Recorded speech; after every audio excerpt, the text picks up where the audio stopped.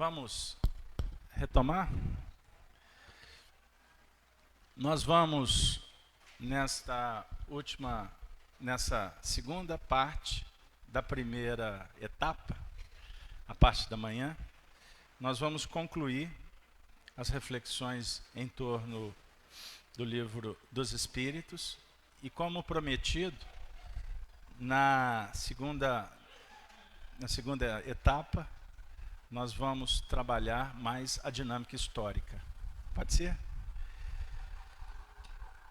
Eu gostaria de, para harmonizar, para continuar numa linha poética,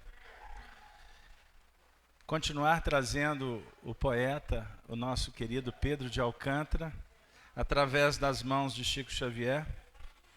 Pedro de Alcântara deixa para nós o seguinte registro: Magnânimo Senhor, é uma rogativa. Magnânimo Senhor, que os orbes cria, povoando o universo ilimitado, que dá pão ao faminto e ao desgraçado, e ao sofredor os raios da alegria.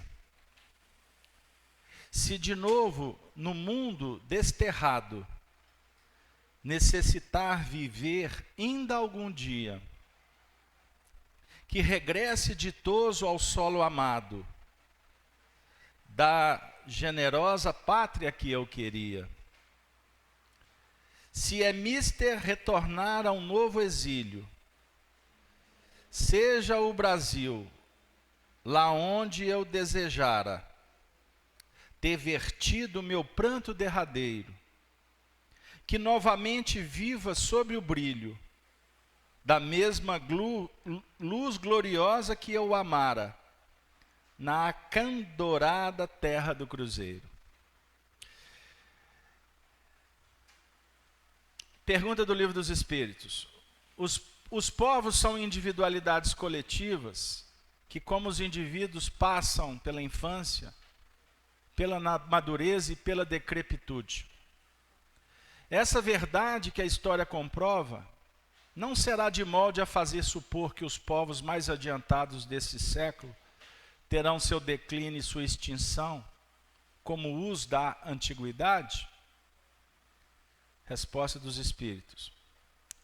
Os povos que apenas vivem a vida do corpo, aqueles cuja grandeza unicamente assenta na força e na extensão territorial, nascem, crescem e morrem, porque a força de um povo se exaure como a de um homem. Aqueles cujas leis egoísticas obstam ao progresso das luzes e da caridade, morrem, porque a luz mata as trevas e a caridade mata o egoísmo. Mas, para os povos, como para os indivíduos, há a vida da alma. Aqueles cujas leis se harmonizam com as leis eternas do Criador, viverão e servirão de farol aos outros povos. Então, dando sequência à nossa reflexão, nós vamos observando aqui essa resposta, que ela amplia mais um pouco os nossos conceitos, no que remonta à individualidade e à coletividade. Tanto o indivíduo quanto as coletividades que priorizam a vida na matéria hão de morrer um dia. As forças se exaurirão. É da lei. A história é rica de experiências que apresentam para nós uma solidez desse conceito.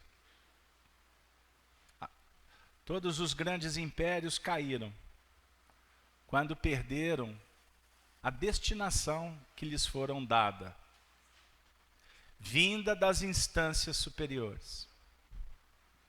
Roma, a Babilônia dos últimos tempos, simboliza essa ideia. Roma recebeu a missão do Senhor Jesus de se transformar no núcleo essencial da evolução planetária, o maior poderio que efetivamente se estabeleceu na sua expansibilidade e na dinâmica que ela projetou em nível de evolução. Sempre procurando refletir em torno dos ensinamentos, por exemplo, do estudioso magnânimo que nos orienta, me refiro a Emmanuel. Ele ofereceu para nós obras, romances, que não tiveram o cunho, o objetivo apenas de trazer histórias que envolvessem personalidades. Por isso, nós vamos verificando que ainda continuamos pelejando na horizontal da nossa ainda infantilidade, da nossa incipiência com relação aos tesouros revelados que estão dispostos para nós. Então, estudar, por exemplo, o livro há 2000 anos, nós não estamos apenas lendo uma história que envolve uma encarnação do Emmanuel como o senador Públio Lentulus Cornélius e sua esposa, por exemplo, Lívia Lentulus, ou Lentúlia, como queira. Não estamos focados apenas em estudar a história da Flávia, filha do casal que foi curada por Jesus, uma das encarnações anteriores de Chico Xavier. Não. O Emmanuel faz a descrição para falar dos cristãos daqueles tempos e do trabalho que foi estabelecido por Roma dentro da própria historiografia universal. Então nós poderemos aqui trazer algumas frases que vêm à memória. Como?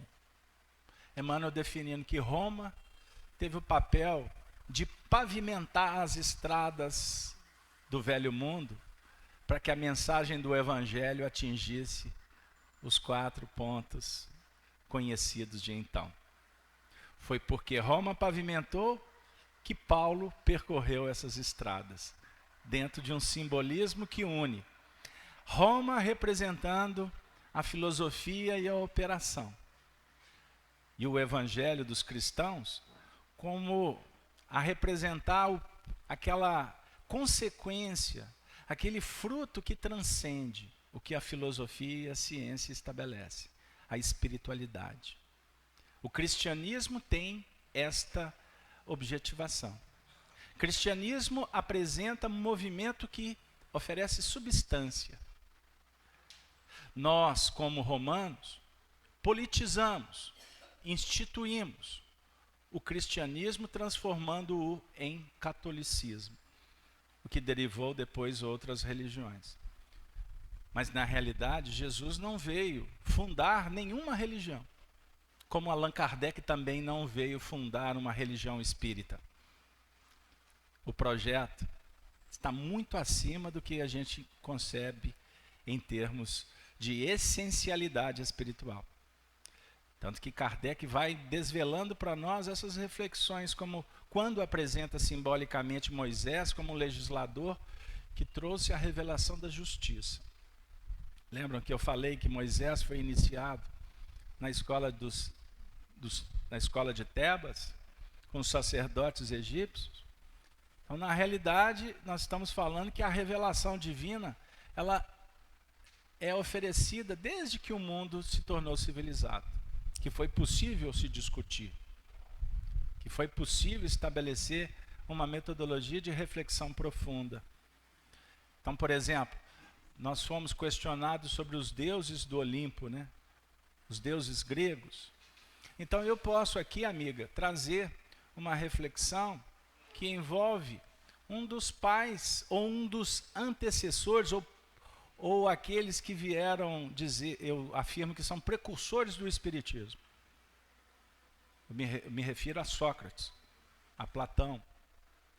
A gente historicamente fala que os precursores do espiritismo foram as mesas girantes, os médiuns.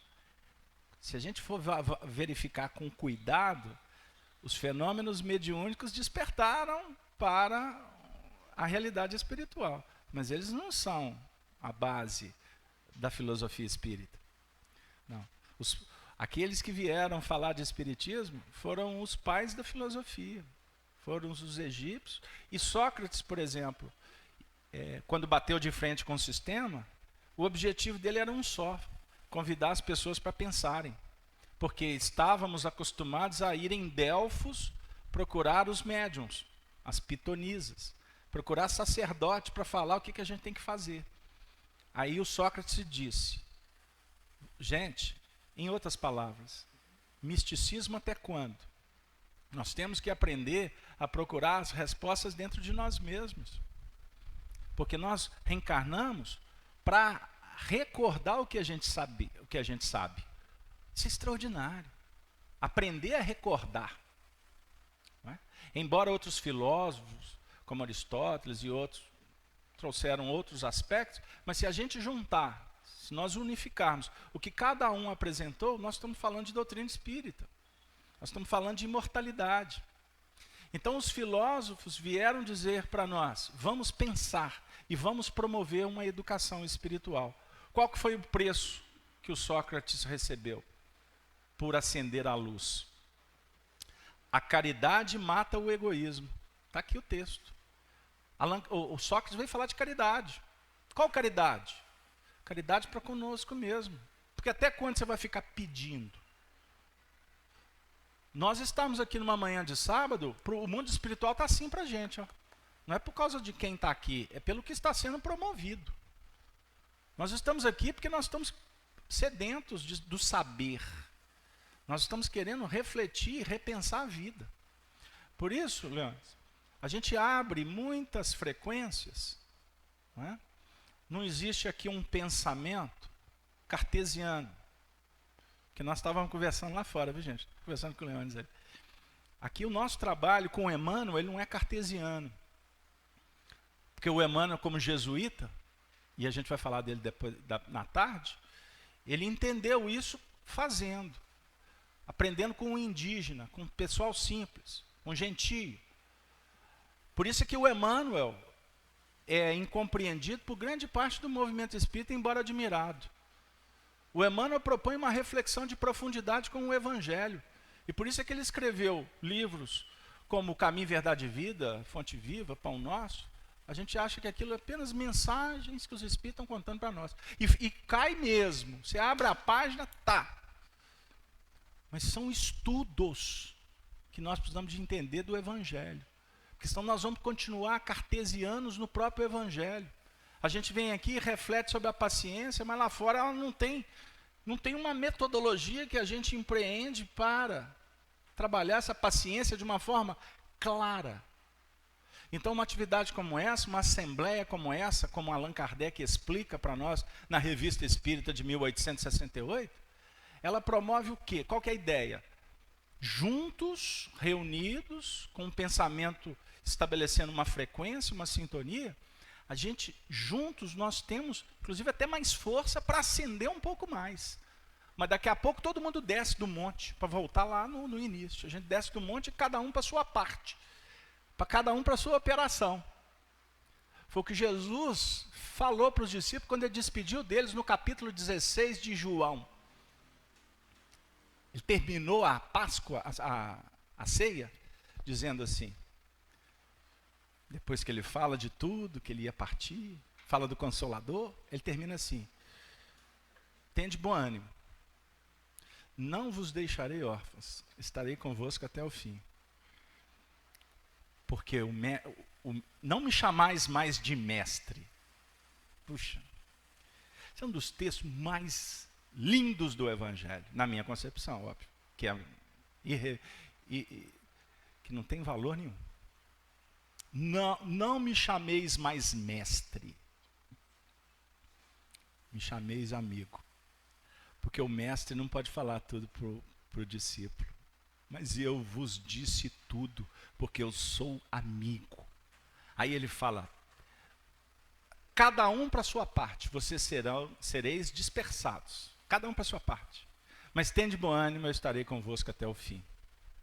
Aí ele termina dizendo, tende bom ânimo, porque eu venci mundo.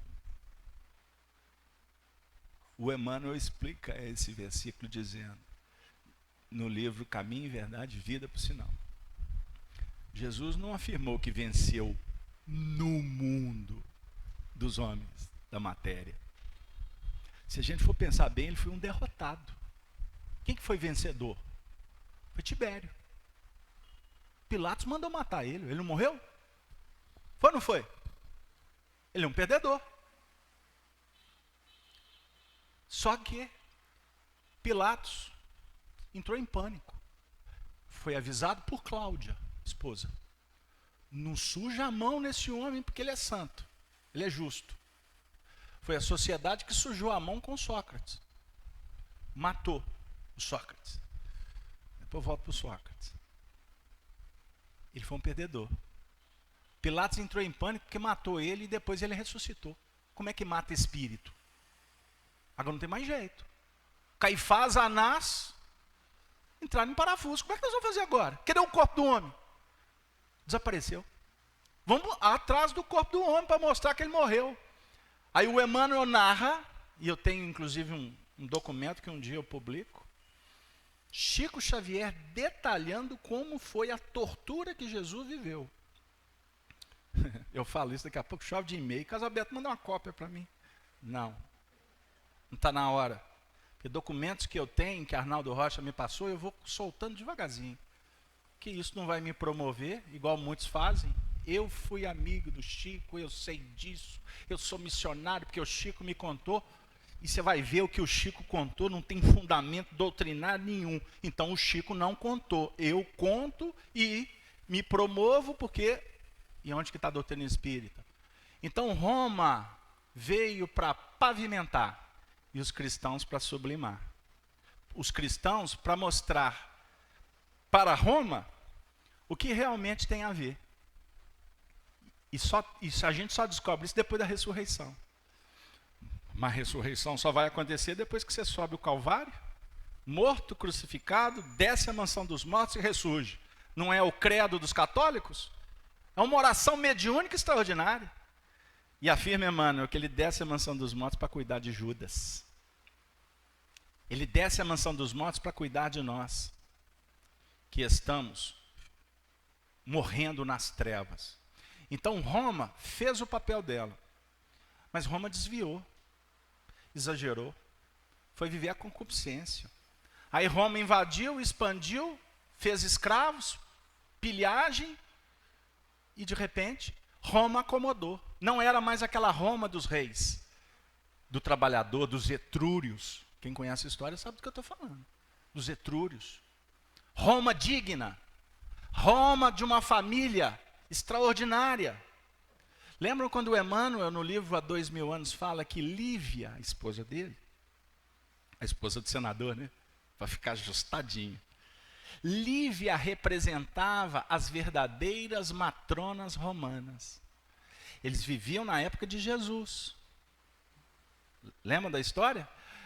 A livraria Emmanuel está colocando em promoção a partir de agora o livro Há 2000 anos. O Márcio está lascado. Procurem um romance há 2000 anos. Então ele diz, por que Lívia representava as verdadeiras matronas romanas? A gente lê o livro Há 2000 anos e fica encantado com a Lívia. Jesus, como é que ela deu conta? Que mulher maravilhosa. Mas aí no movimento espírita tem aquelas que são apaixonadas com Emmanuel, porque aquele galã romano. E tem aqueles que são, meu Deus, minha mulher está tão longe de Lívia. Aí quer uma Lívia para ele. Aí vai procurar uma gêmea. E quanto mais procura uma gêmea, mais se algema e mais vai gemer. Que não achar alma gêmea. Eu brinco que o Fábio Júnior até escreveu uma música Alma Gêmea, né?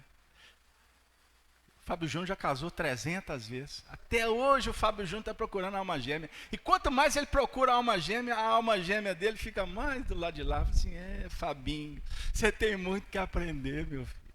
Que o Emmanuel, para estar com a Lívia, depois das escolhas dele do Há 2000 anos, ele se distanciou dela em torno de 1000 anos. 1000 anos de reencarnação. O Chico contou isso. Por quê? Ele optou por Roma. Lívia optou por Por Jesus? Sim. Ou quem sabe pelo o Evangelho. Pegaram lá? Lembra que eu falei do despersonalizar? Nós temos que aprender a despersonalizar até com Jesus. Porque existe Jesus, o Mestre, mas existe Jesus, o Senhor. Estou me referindo ao capítulo 8 de João, não, melhor, capítulo 13 de João, no versículo 13. Vós me chamais Mestre e Senhor, e dizeis bem, porque eu sou. Então, Mestre e tem o Senhor.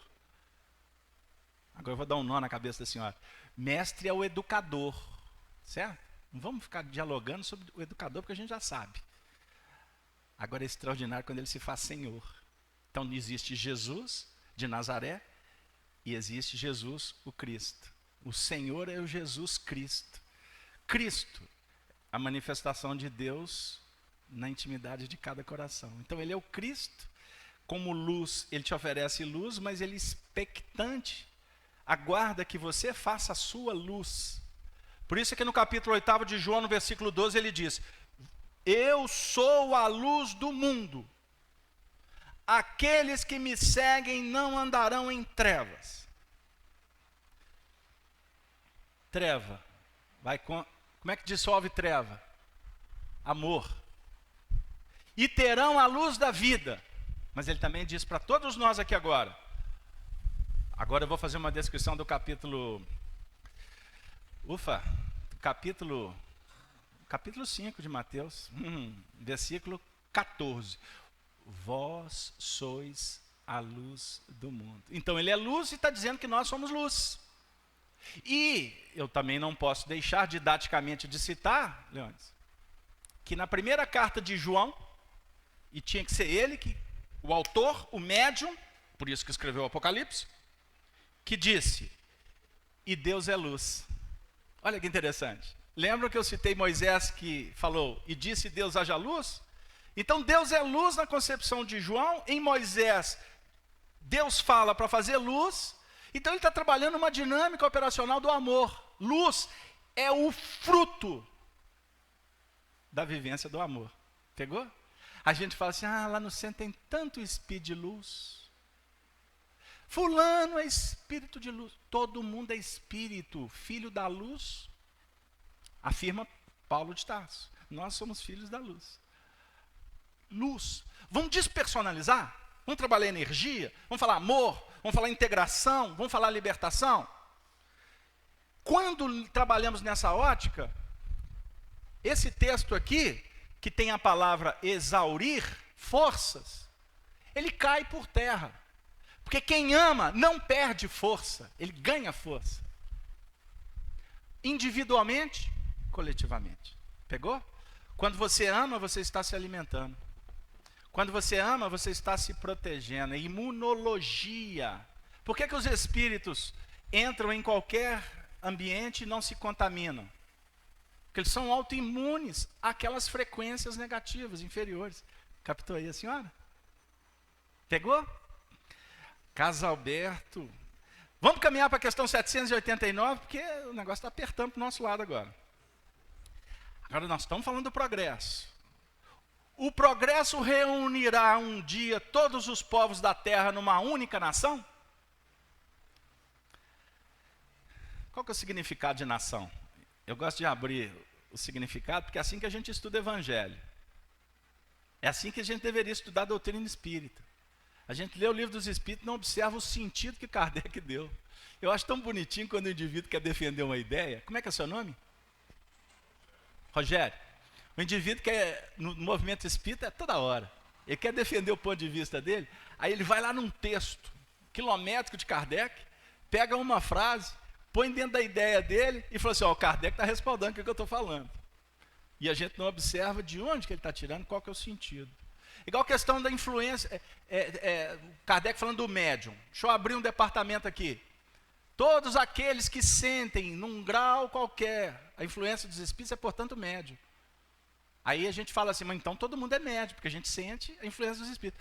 Mas o que ele está falando da questão do sentir? Ele está, no texto, no original lá do francês, naquele movimento da ciência da época, ele está falando do sentido, no sentido físico mesmo. no sentido de ver, de perceber, de entrar em transe. Ele não está falando no sentido de apenas percepções sensoriais num nível muito simples. Aí a gente pega esse texto e adequa a uma nossa ideia para falar que todo mundo é médium. E aí a gente quer fazer que todo mundo é médium. Aí todo mundo que entra no centro espírita, a gente quer pôr na mesa mediúnica. Aí vira uma confusão, por interpretar indevidamente o que vem a ser mediunidade. Então, vamos lá. Significado de nação. Conjunto de indivíduos historicamente ligados pela mesma língua e por tradições, interesses e aspirações comuns. Um povo. Então a pergunta é, o progresso reunirá todo mundo numa só nação? Pegaram lá? Qual que é o tema do nosso encontro? Brasil, coração do mundo, pátria do Evangelho.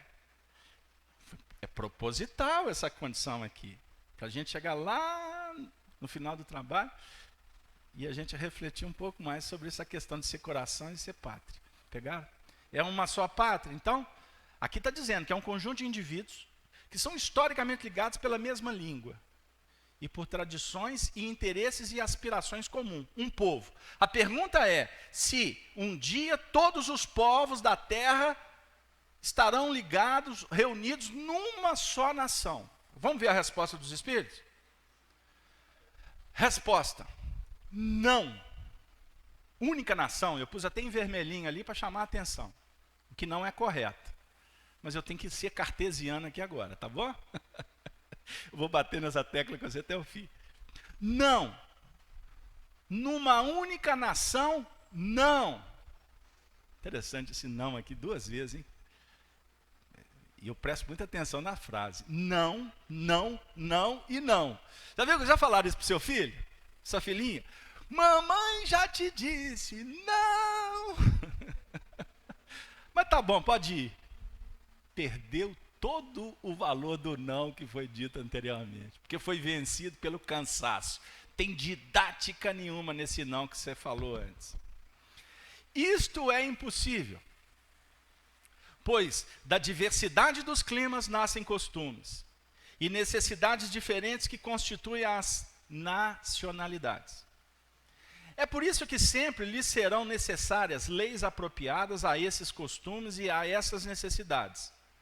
Mas a caridade desconhece latitudes e não faz distinção entre a cor dos homens. Quando ele coloca cor, é porque se discutia essa questão dos preconceitos num mundo que era ainda cheio de nações escravocadas. Deu aí o Brasil, por exemplo. Não é?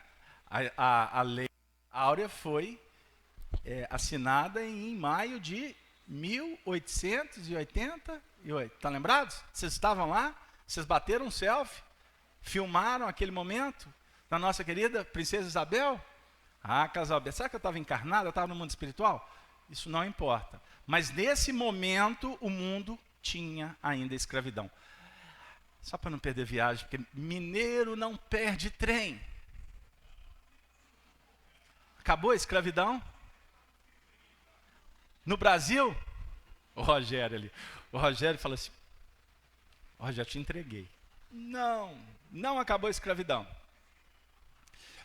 Aí a gente pode filosofar brincando, dizendo, não acabou porque ainda nós mesmos nos escravizamos. Aí, vamos para o Evangelho? Jesus diz assim, no versículo 32, é do capítulo 8 mesmo de João, vamos ficar nele. Jesus diz assim, quem comete pecado, esse é o versículo 34, vou para o 32. Conhecereis a verdade, e a verdade vos libertará. Se nós não conhecemos a verdade, nós somos escravos da nossa própria ignorância. E, ignorantes, cometemos os abusos por sermos inábeis em lidar com a lei. Então você pode escravizar seu filho, sua mulher, seu marido. Você pode escravizar até seu patrão, até aquele que, em tese, é o seu orientador. Nós podemos escravizar de N formas. Porque a gente não sabe, a gente não presta atenção que a gente deveria libertar. Jesus é o campeão da libertação. Ide, ide, ide, ide. Só que ele dá um toque. Porfiai pela porta estreita. Porque largas são as portas do mundo. Roma embrenhou pelas portas largas do mundo. E por isso, quando ela trouxe os escravos, que ela escravizou, trouxe os gregos, os africanos, etc., o pessoal do norte, os celtas, ela escravizou para ela ficar numa boa. Aí, quando a sociedade romana se estabeleceu na opulência, ela deixou o seu compromisso de continuar trabalhando. Aí se acomoda, você se vicia a si mesmo. Entendeu? Aí o que aconteceu com a família romana? E eu estava falando do livro há 2000 anos, agora eu voltei. Emmanuel está dizendo que lá em Roma existiam... A Roma foi fundada em princípios nobres, mas ela desviou. O que aconteceu no século IV da nossa era? Roma se esfacelou, ela perdeu a guarda e os bárbaros do norte invadiram Roma e no ano de 440 e poucos veio a queda do Império Romano. Pegaram? Foi o preço que Roma pagou por não ouvir Jesus. Mas ela cumpriu o papel dela. Então Roma tem a missão, a Grécia tem a missão, a Judéia tem a missão, mas o que efetivamente define a vitória são esses princípios em bases do Evangelho. Então, numa única nação, não, isso é impossível, pois da diversidade dos climas nascem os costumes e as necessidades diferentes que constituem as nacionalidades. Então, a gente pode concluir aqui que todas as nacionalidades são importantes. São estágios. A senhora entendeu? Todas as nações têm a sua missão. Nós temos a nossa missão individual. Mas se você está reencarnado no Brasil, o Brasil tem a missão especial para ele. O francês, que está reencarnado na França, está vivendo dentro de um contexto de uma lei bem específica para a França, para os Estados Unidos, para o Japão, para a África, para o Camboja. Pegaram aí? Então nós estamos entendendo que os Espíritos estão afirmando que no futuro não haverá uma única nação. Não pode ter uma única nação. Mas os princípios serão um. Sejais um com Deus, como eu, um com o Pai sou. Foi uma lição que Jesus falou para os discípulos. Vocês conhecem, têm estudado o capítulo 17 de João? Jesus faz uma prece para os discípulos. Aí ele fala assim, é uma prece longa, maravilhosa. Mas tem um trecho que ele diz assim, Senhor, abençoe os meus discípulos. Senhor, envolva-os. Senhor, livra-os do mal. Senhor, santifica-os na verdade, porque a verdade liberta. Senhor, para que eles estejam comigo, como eu contigo estou. Como que Jesus está com Deus e como nós podemos estar com Jesus? Pegaram aí? Por ideal, cada um na sua parte, cada um na sua família, cada um na sua nação. Então, é pretensão julgar que uma nação seja melhor que a outra. É incoerente imaginar que o americano vai ter um comportamento igual ao brasileiro. Que o americano tem essa característica de povo como o brasileiro tem. É incoerente pensar ou afirmar que no primeiro mundo tudo funciona, aqui não funciona. Ah, mas eu tenho uma visão progressiva. Então eu tenho que ver as coisas boas e tentar implementar, trazer, estimular, discutir no nosso mundo. Ok. Mas o jeito que é feito lá não será feito aqui, como o que é feito aqui não será feito lá. Estou começando a abrir portal para a gente falar do Brasil, coração do mundo. Só para não perder a viagem. Uma das características que o nosso país, que o povo brasileiro oferece, Não é essa dinâmica de fraternidade, de acolhimento? O povo brasileiro, especialmente o povo de Maceió, meu Deus, Jesus, que suco é aquele que eu tomei na hora do lanche? Mas o mais gostoso do que o suco foi estar na cozinha. Poder pegar, como é que a senhora faz? Eu peguei a fórmula. Só que em Minas a gente não fala fórmula, porque isso é papo de cientista. Em Minas eu já logo emendei. E a receita? Aí, já comecei a aprender, mas eu não sou bobo que nada, eu vim de Minas. Eu quero ver a fazenda. E se possível eu vou pegar o capim santo, né? Lá em Minas a gente chama de erva cidreira, né? Ah, são duas coisas diferentes? Aí, já notaram que eu de erva não entendo nada. Né? Mas eu vou pegar lá, já sei que o limão você tem que tirar a casca dele, tem que tirar aquela parte branca dele. Já estou entregando a fórmula. E depois bater no liquidificador, quero ver como é que bate, porque tem o macetinho. Você já fez limonada suíça? Na hora que você joga o limão, você bate, não pode bater muito não, porque senão fica amargo. Então a gente vai entendendo essas operações exatamente dentro de um contexto que já está consolidado. Eu estou treinando para ser brasileiro, convivendo com a cultura brasileira, que a gente vai discutir mais à frente como que ela iniciou.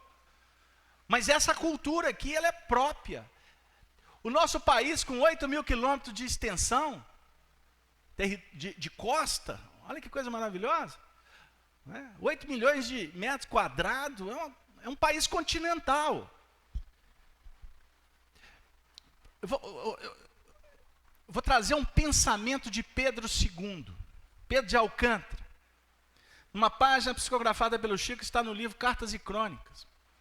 Humberto de Campos entrevista o espírito dele, que foi o imperador do país, na década de 30, questionando sobre aqueles movimentos políticos que aconteciam no Brasil naquele período.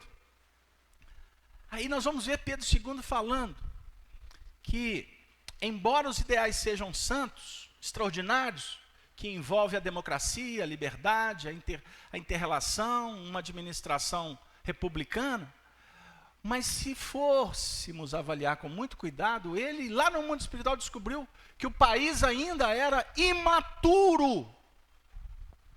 E você sabe por que ele disse que o Brasil era imaturo para estabelecer a república naquele período?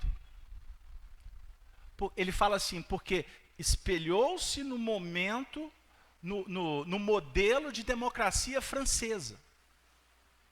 Liberdade, igualdade, fraternidade. Está lembrado de 1789, com a queda da Bastilha? Os ideais santos, mas passamos a faca na cabeça de todo mundo.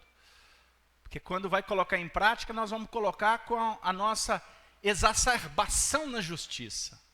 Você capta uma ideia do alto. Na hora de realizar, você vai fazer como que você pode, como você dá conta. Pegou? Então, como é que Mirabeau, Robespierre, Desmoulins e tantos outros se embrenharam para tirar Luís XVI e Maria Antonieta? E toda aquela corte que não pagava impostos só vivia na boa, enquanto a nação inteira sofria. Julgamos todo mundo na cadeia e matamos todo mundo. Quer dizer, o que eles faziam antes, os revolucionários repetiram o fato. Aí teve que surgir um indivíduo, um espírito, que era líder no mundo espiritual, que conhecia a história, reencarnar, sob a tutela de Jesus, sobre o envolvimento espiritual de Allan Kardec. Olha para vocês verem, que Allan Kardec era mentor dele também, para ele dar uma ajustada no processo. O curso, Napoleão Bonaparte. A história é extraordinária. História extraordinária.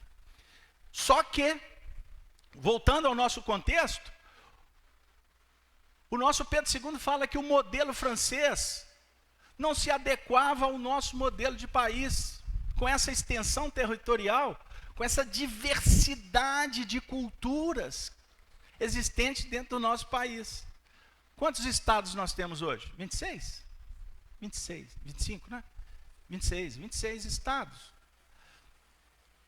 Observemos a cultura do alagoano.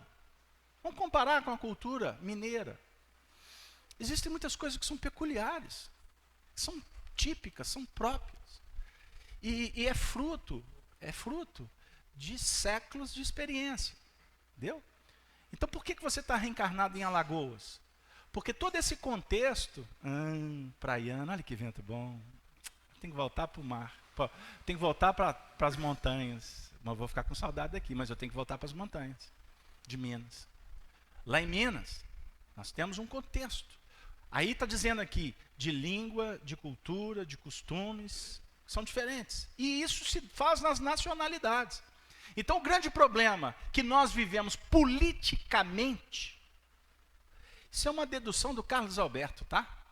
Não está escrito na doutrina, mas lendo Pedro de Alcântara, através de Chico Xavier, estudando o Livro dos Espíritos, eu continuo com ele. Porque passaram-se 70 anos dessa mensagem, nós continuamos ainda infantis no que remonta ao modelo de democracia. Porque diferente da França, que é um país muito menor do que o nosso, que tinha uma cultura completamente diferente. Como diferente é a cultura americana, que também exportou os ideais de liberdade para lá. Agora observe bem a Torre Eiffel, que simboliza todo esse mecanismo de projeções filosóficas da democracia. Ela foi consubstanciada na Estátua da Liberdade em Nova York,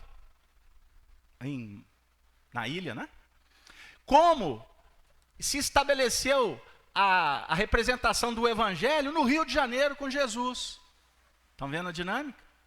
Então, Jesus no Rio de Janeiro, e eu vou arrumar uma confusão aqui. Foi tão bom quando mês passado eu estava no Rio de Janeiro. Aí eu falei isso para eles. Nossa, mas o povo ficou tão feliz que eu coloquei que o Rio de Janeiro é o grande portal do Brasil. Que o Rio de Janeiro representa as portas do Brasil. Eles falaram assim, o Rio de Janeiro continua lindo. Aí eles ficaram felizes, etc. E aqui em Alagoas eu vou dizer, o Rio de Janeiro simboliza o que Alagoas faz, o que a Bahia faz, o que Minas faz, o que São Paulo faz. Fiquei bem? Saí pela tangente? Mas eu quero dizer o seguinte, o Rio de Janeiro não foi escolhido para ter sido a primeira capital do nosso país, né? De ter se oficializado, porque tudo iniciou na Bahia, não é? Depois foi transferida a sede da regência para o Rio de Janeiro. Ficou ali tanto tempo e ali se consubstanciou uma série de procedimentos que iriam inocular, que iriam inspirar a própria cultura brasileira, que se esparramou e se adequou como necessidade de cada lugar. Pegou aí? O porto principal se tornou lá. A entrada no Brasil continua sendo lá. Mas aqui eu tenho um porto também, aqui eu tenho praia. Vocês entenderam o que eu estou dizendo? Eu não estou fazendo comparações vaidosas, é o que simboliza. Como São Paulo representa a parte intelectual dentro daquele triângulo que foi tão fomentado nos séculos passados, né? Do Rio, de Minas e de São Paulo, entenderam sem nenhuma vaidade, mas se estabelecendo as linhas que remontam à história. Minas se transformou no fulcro de produção. O que munia de riqueza esse país foi Minas Gerais, com a extração do quê? Do minério, do ouro, das pedras. Pegaram lá? Então, aí a gente observa o seguinte, que por isso Minas acabou se transformando, circunstancialmente, naquele núcleo de expressões filosóficas. Porque não o Estado que mais viu ser sangrado as suas riquezas por aqueles que vieram para cá para explorar, foi Minas Gerais, porque Minas Gerais é que oferecia as maiores minas, as terras da retirada do ouro, principalmente. Pegaram aí? E por conta disso, surgiu a ideia de dar um grito de liberdade. Agora, para que isso acontecesse, os espíritos foram reencarnando em Minas Gerais com esse propósito. Espíritos mais vinculados, que tinham mais condições de promover esse tipo de discussão. Pegaram aí? Deu? Então, ou seja, cada lugar oferece os recursos históricos, típicos, culturais, que favorecem ao desenvolvimento dos espíritos reencarnados ali e, objetivamente, o que a coletividade desses lugares vão oferecendo para a própria nação em si. Agora, imagine em contexto mundial. Pegaram lá? Então, vamos continuar.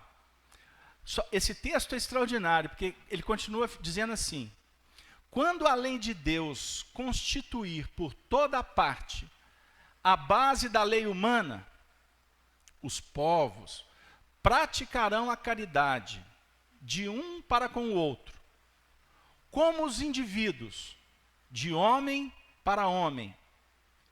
Então viverão felizes e em paz, porque ninguém procurará causar prejuízo ao seu vizinho, nem viver às suas custas.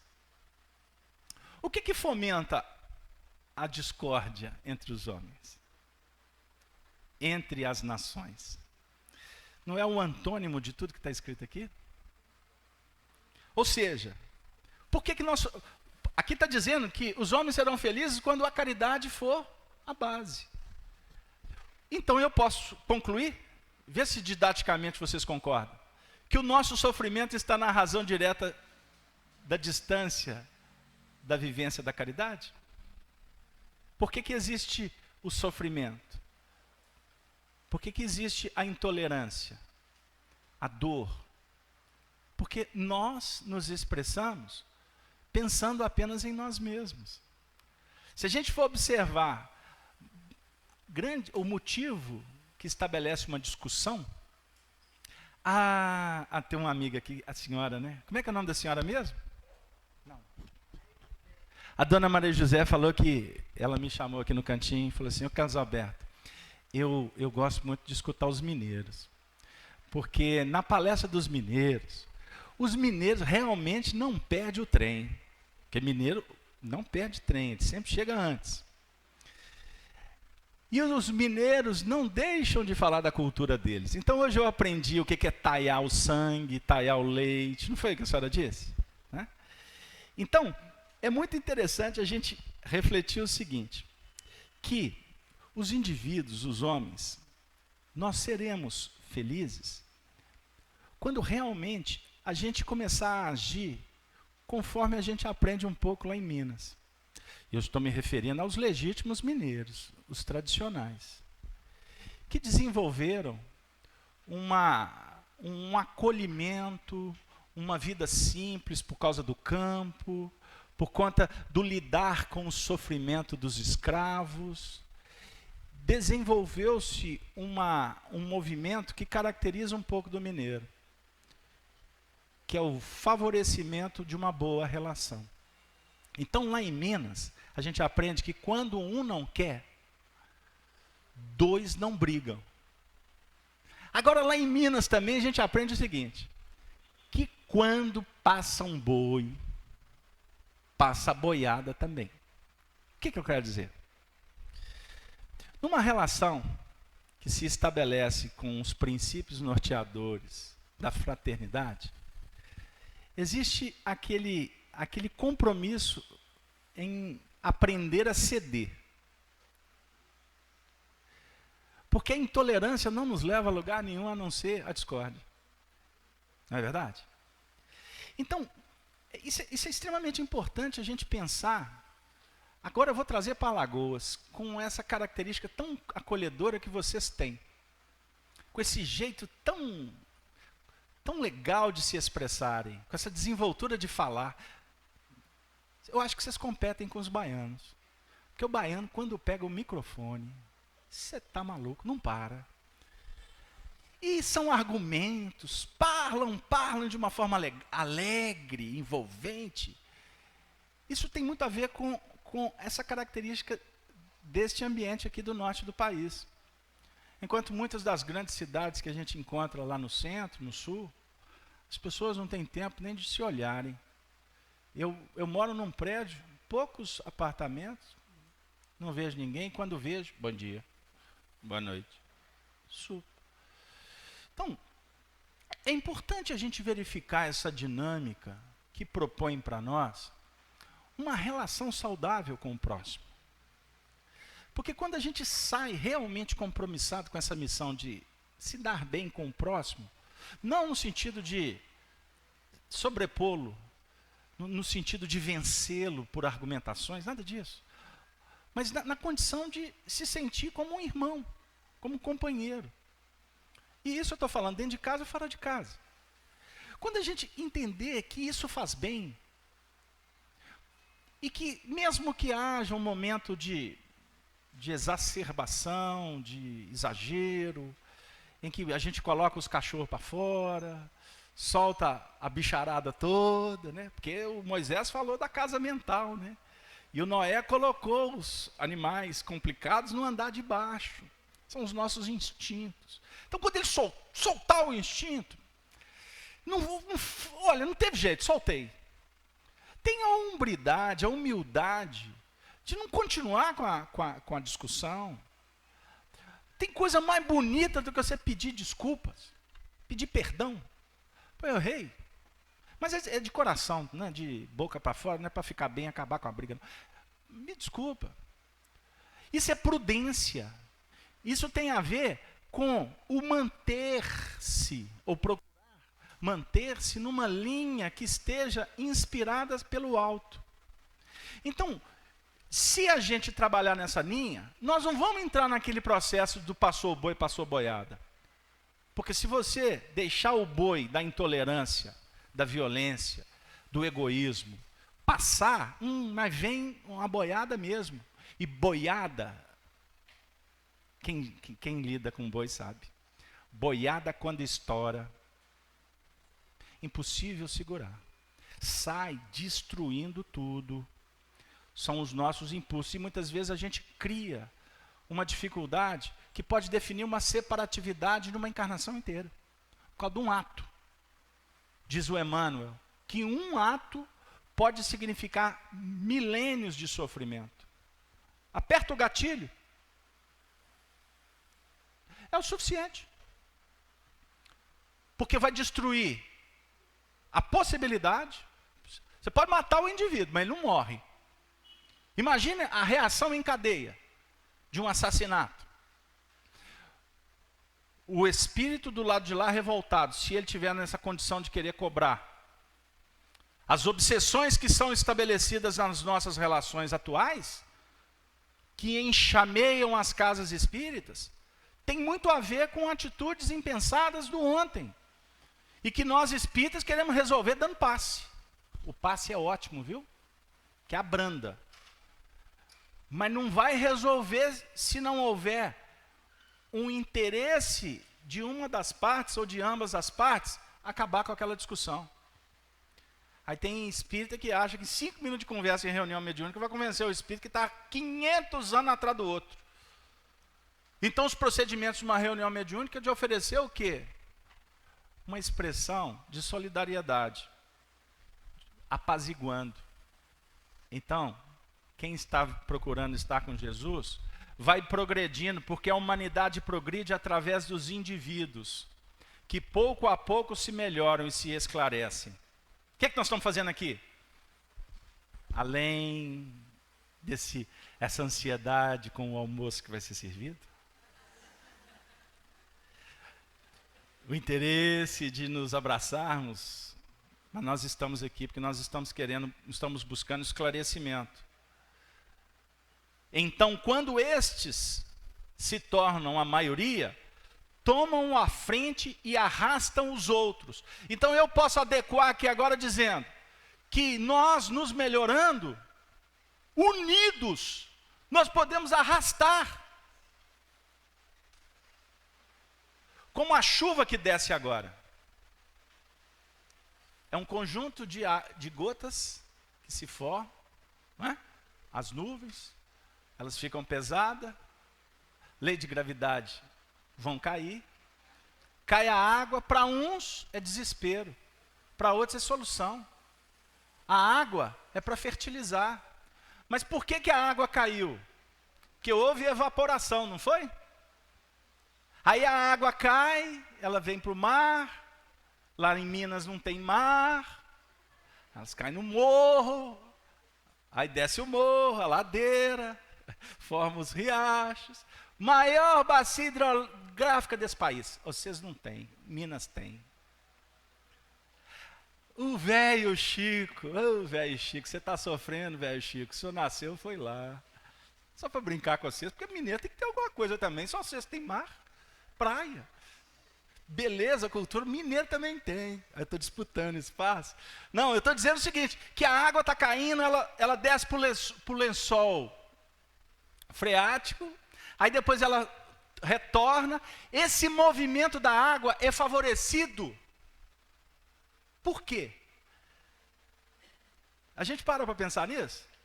O movimento da água é favorecido pelo sol, pela luz. Se não tiver aquecimento, se não tiver dinâmica, não tem evaporação, ela não desce, ela não sobe. Emmanuel fala que o sol é o astro-rei que dá vida para o nosso sistema. E simboliza o astro-rei, o Cristo, que dá razão da nossa dinâmica espiritual. Dentro desses princípios de renovação que a gente está vivendo. O progresso dos povos faz sobressair mais ainda a justiça da reencarnação. Os homens de bem fazem louváveis esforços para fazer com que uma nação se adiante, moral e intelectualmente.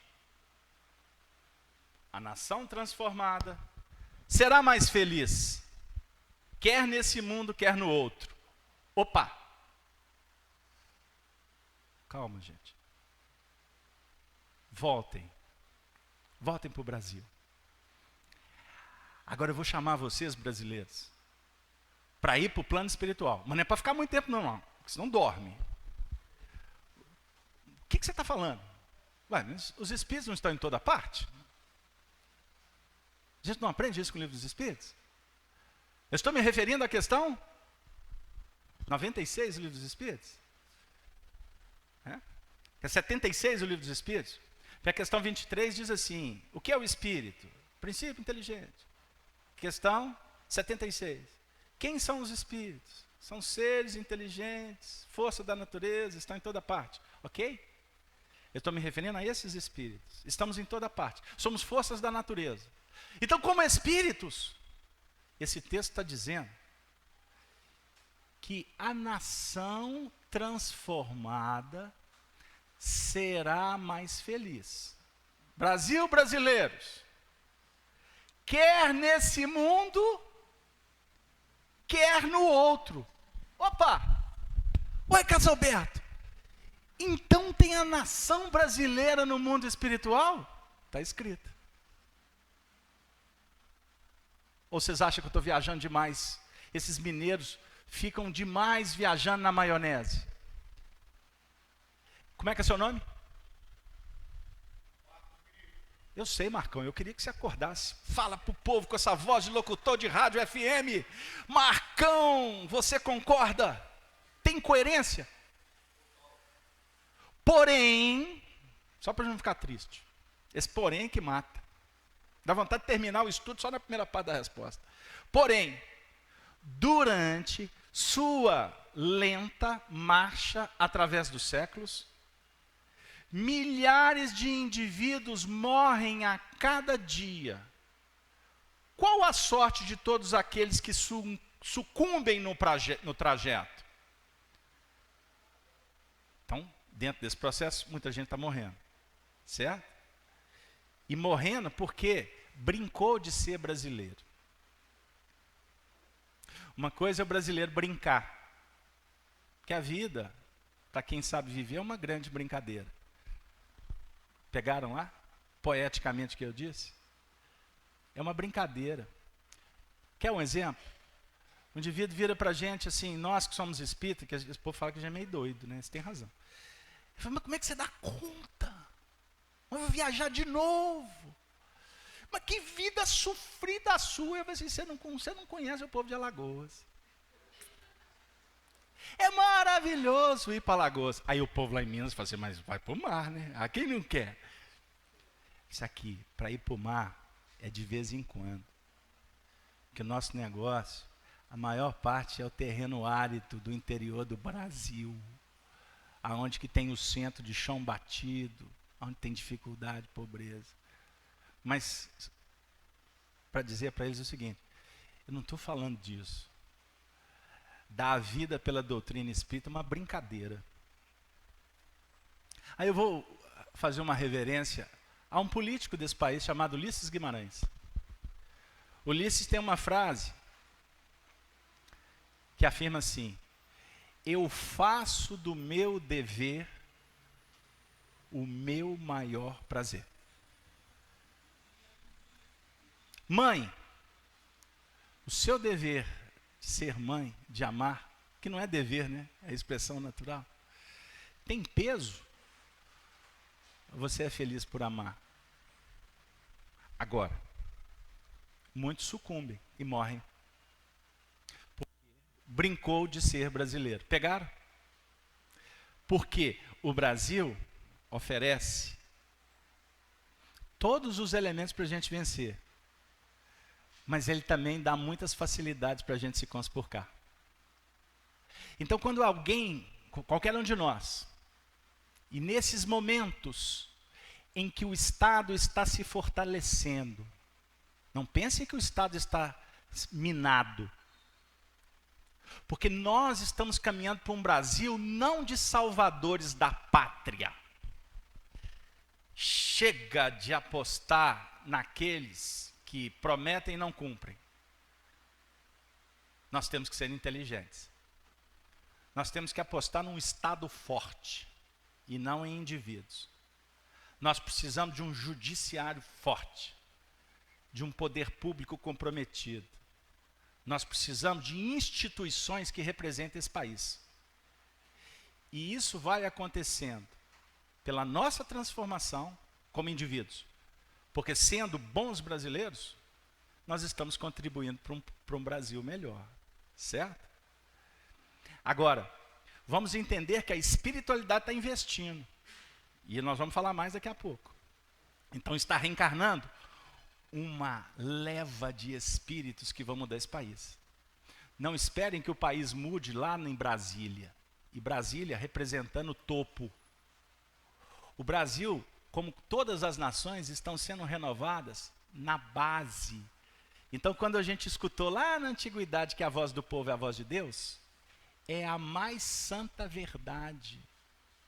Então, a espiritualidade está enviando espíritos que, inclusive nesse momento de confusionismo, primeira vez que eu vi essa palavra,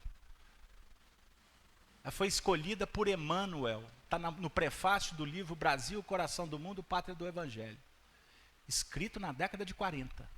O Emmanuel falou que na década de 40 o Estado era um Estado confuso.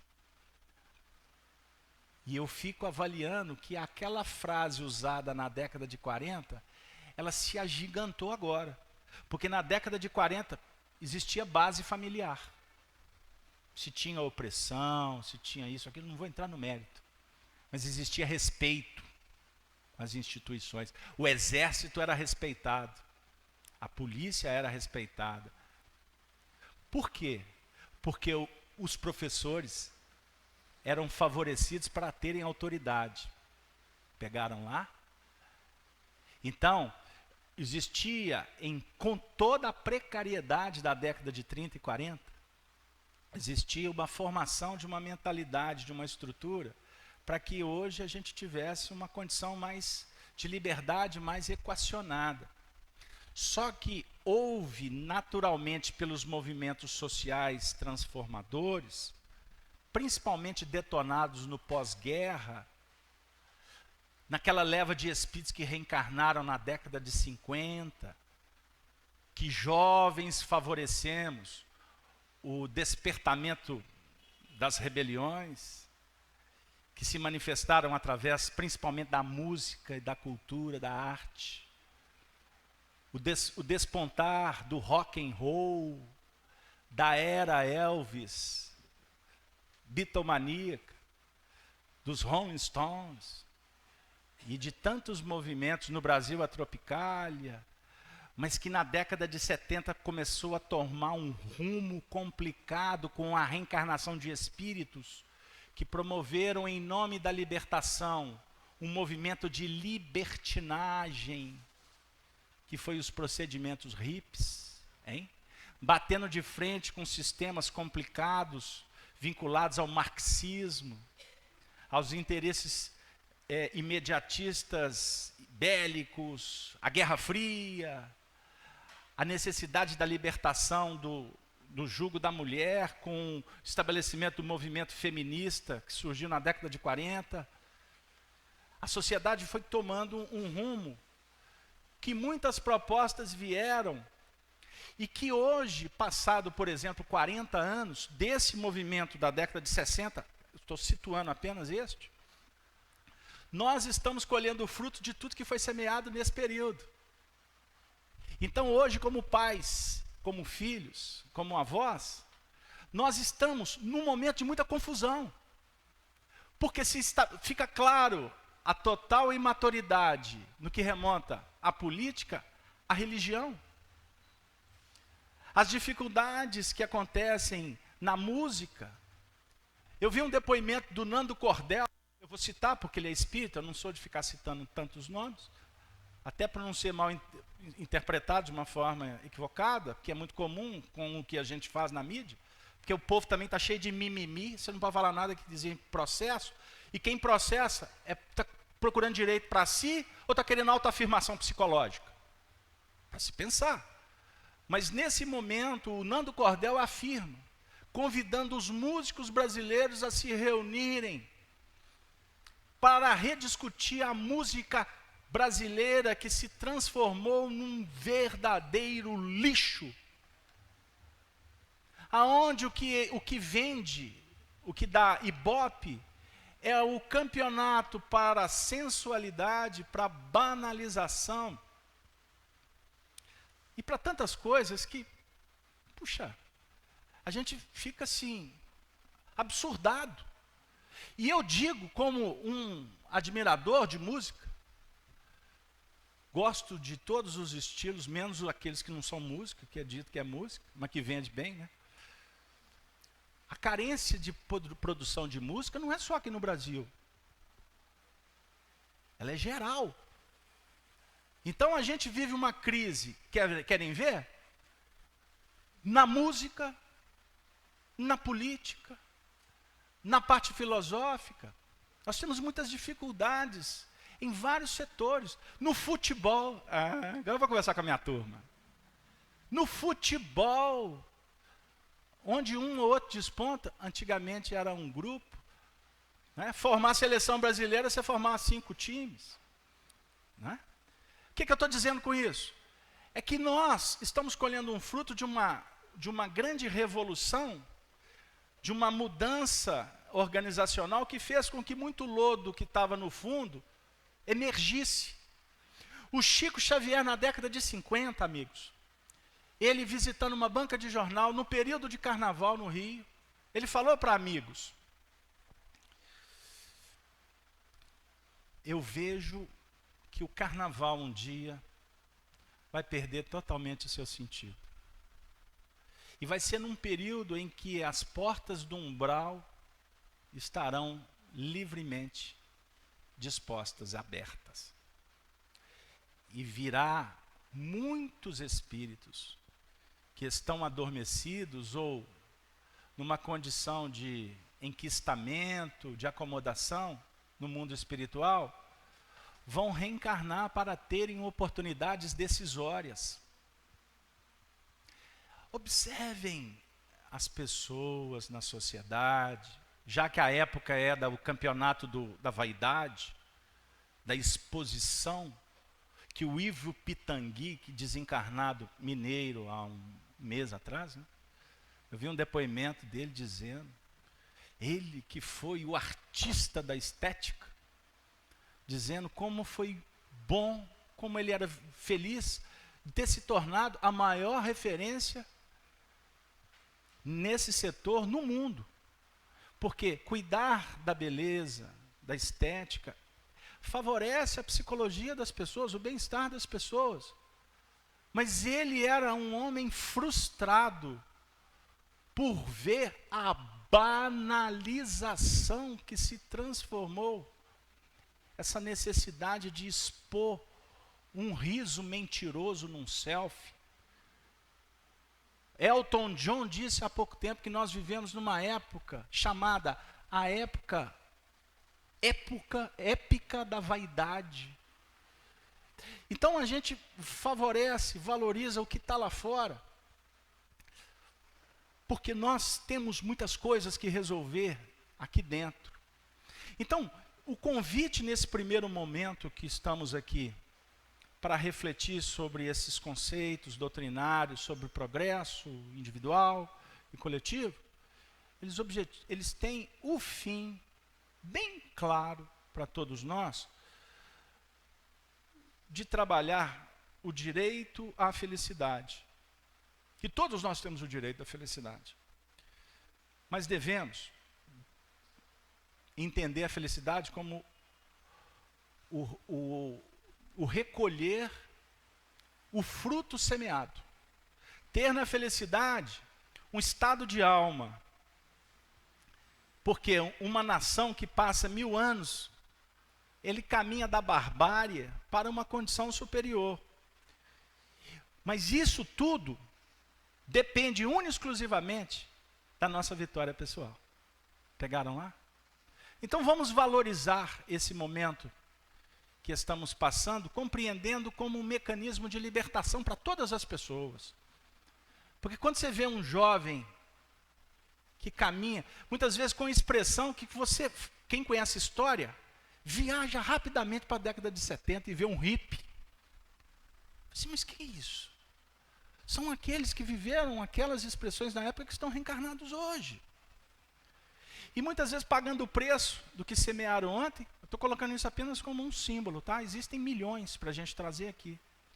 E que eles, que estão nesse contexto atual, 40 anos depois, precisam da oportunidade de encontrarem na base que eles trazem como espíritos, uma caminhada que possa mostrar que não é na ilusão do mundo que nós vamos vencer a nós mesmos.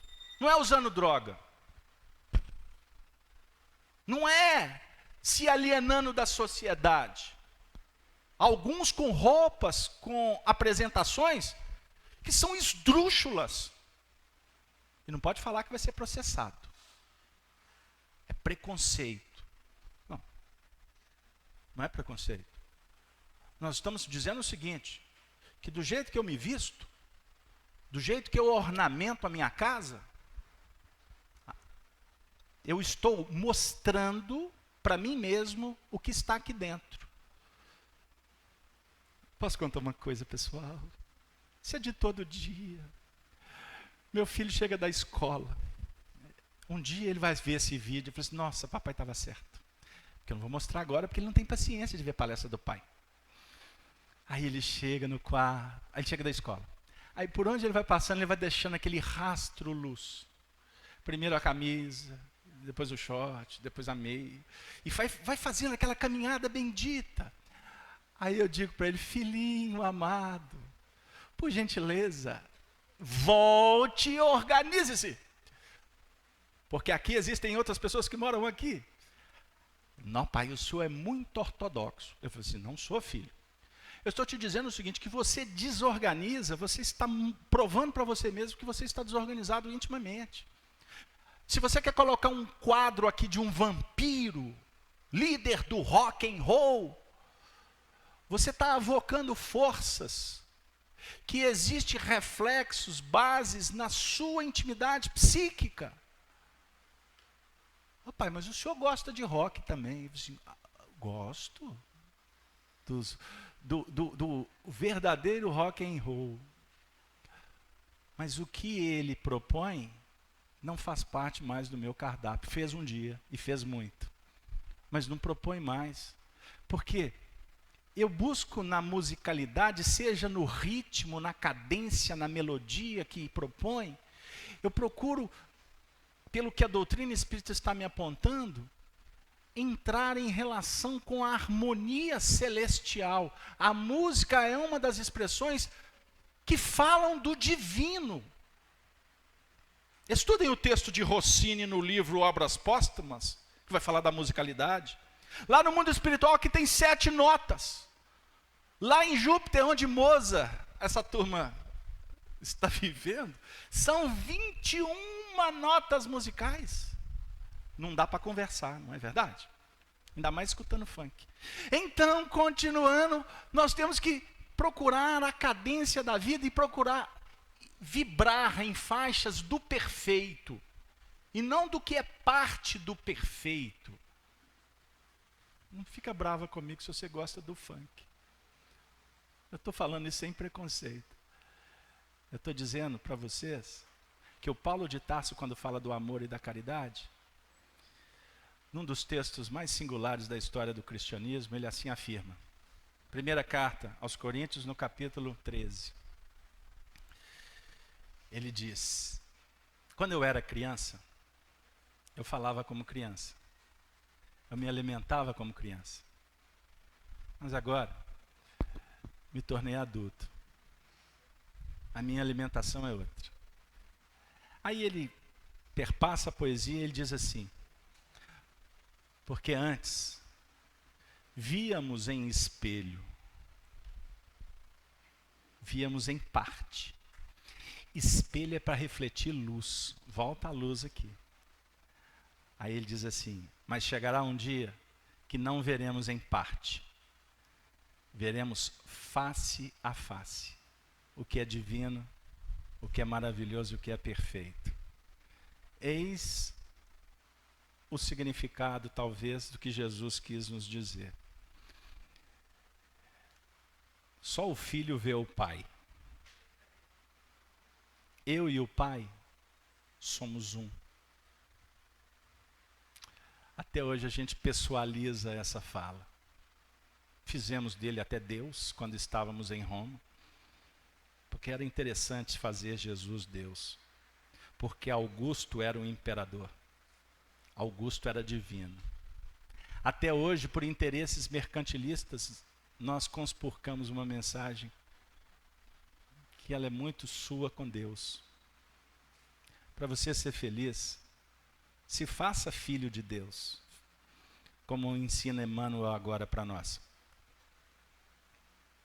nos tornando filhos do Altíssimo.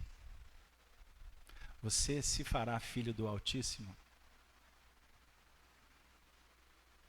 sendo simples, sendo amor, fazendo amor, caridade e semeando a paz. Ele, o Cristo, é o príncipe da paz, que estabelece uma grande batalha consigo mesmo. Embainha a tua espada, Pedro, porque quem fere com a espada será ferido. O símbolo do nosso país, no dizer da espiritualidade, no que define a regência espiritual sobre essas terras, está no Cruzeiro do Sul.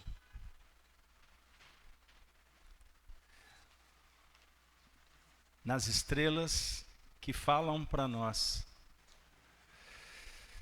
que a espada deve ser apontada para nós mesmos. E a cruz do Cristo representa essa estrada-luz que define a ligação entre a terra e o céu. Mas ela se agiganta quando Cristo abre os braços, como na imagem do Cristo Redentor, erigida no Rio de Janeiro, a definir que o brasileiro só é feliz quando ele diz: eu sou brasileiro, e quer abraçar a todos num movimento extraordinário chamado fraternidade. Que Deus nos abençoe, e assim nós interrompemos a primeira parte do trabalho